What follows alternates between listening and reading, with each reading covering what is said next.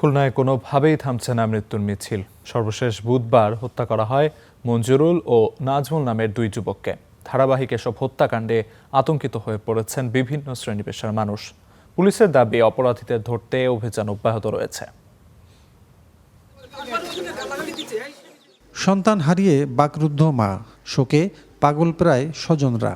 বুধবার রাতে লবণচড়া থানার ৮০ বিঘা এলাকায় খুন হন মঞ্জুরুল। প্রত্যক্ষদর্শীরা জানান, ৮০ বিঘা কালভার্ট মোড়ের একটি চায়ের দোকানের সামনে তাকে কুপিয়ে ও গুলি করে হত্যা করে দুর্বৃত্তরা। কয়েক ঘন্টার ব্যবধানে নাজমুল নামের আরেক যুবকের মরদেহ উদ্ধার করে পুলিশ।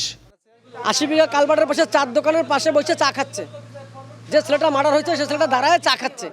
ইন দিস টাইমে ওরা ওই গ্রুপটা আবার এই পেজে চলে আসছে। আইসা বলতেছেন ইসরাফিলের লোককে ডাকা, ১০ শুক্রের কুপা। আমার ছেলেরা যেভাবে মারিছে ওরা যেন ওইরাম পথে যেন মরে যায়, আমি যাতে কানে শুনতে পারি। শুধু ৮০ বিঘা নয়, সাম্প্রতিক সময়ে খুলনার বিভিন্ন এলাকায় একের পর এক হত্যাকাণ্ডে উদ্বেগ বাড়ছে সাধারণ মানুষের মধ্যে।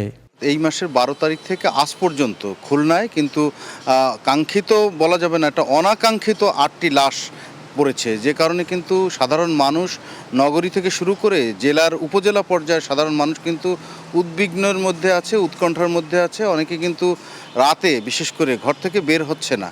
কারণ হচ্ছে আইনশৃঙ্খলা বাহিনীর চরম অবনতির ফলেই কিন্তু এই ঘটনা ঘটছে। অপরাধ নির্মূলে শুধু আইনশৃঙ্খলা বাহিনী নয়, সামাজিকভাবেও সবাইকে এগিয়ে আসার আহ্বান পুলিশের।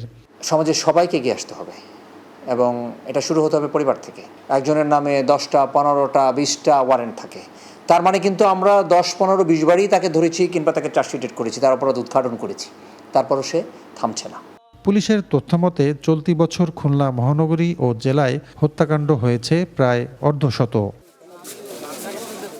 Rafiul Islam Tutul, star news, Khulna.